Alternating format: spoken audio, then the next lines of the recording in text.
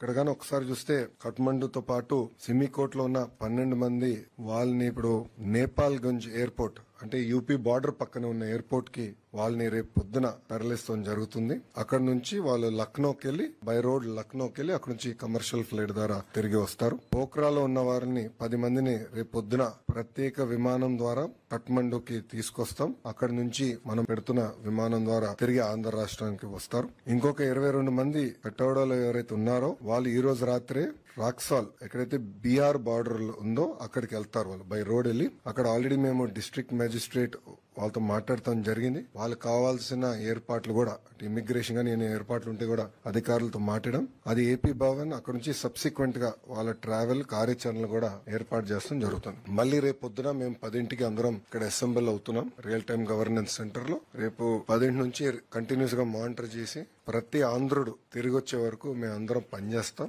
కేవలం విశాఖపట్నానికి కడపకే కాదు ప్రభుత్వం వాళ్ళ ఇంట్లో దించే బాధ్యత తీసుకుంటాం.